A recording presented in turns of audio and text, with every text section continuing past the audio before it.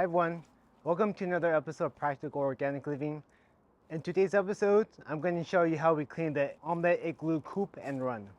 So many of you have asked us what we do to clean the coop and run. Today we're going to show you what we do.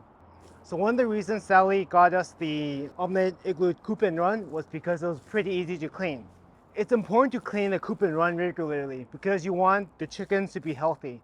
So we try to clean the coop and run about a couple times a year. The side benefit of cleaning the coop and run is that you can use the dirt that you've dug up to feed your plants. So what we usually do is we dump it next to our fruit trees, and over the winter, the fruit trees will absorb all that nutrients and produce abundant fruits in return.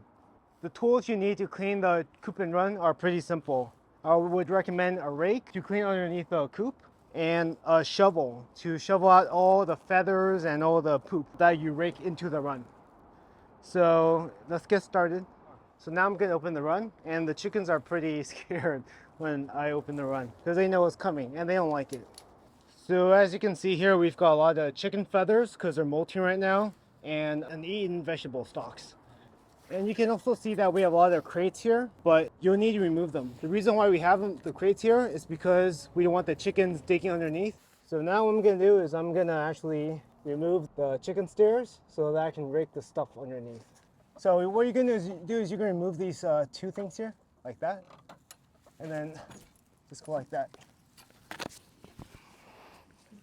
So as you can see, there's gonna be a lot of feathers and stuff down there. The next step is to rake the stuff from underneath the coop, like this.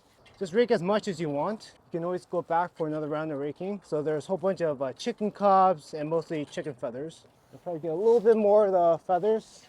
All right, so now that you've raked the stuff from underneath the chicken coop, it's now in the run. And what I like to do also is take one of these crates here and put it like this so the chickens don't come out, just like that. Otherwise, they'll try to escape. So the next thing to do is you're gonna rake out what you need from the run. So I'm gonna just rake out the top layer from the chicken run. And that helps if you have a smaller rake, but I don't have a smaller rake, so I'm just gonna use what I have. So I think I'm pretty much done cleaning what I want from the chicken coop. So next thing I'm gonna do is just scoop up the stuff I don't want in the chicken coop and put into this bucket here. So I'm gonna do that. Okay, I'm gonna take this outside now. So what we're gonna do now is take this load here and dump it over at the citrus trees. All right, so here's our New Zealand lemon trees.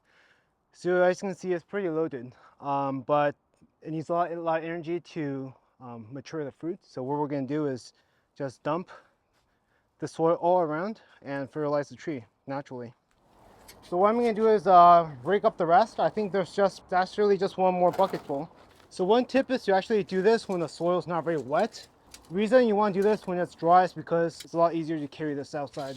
So I'm just wrapping up what I need to take out, and I'll show you what it looks like in just a couple of minutes. So what I like to do after raking this up is to kind of level the ground a little bit, so you can see it's a little bit taller here and a little bit lower here. So, all right, so this is the last load here.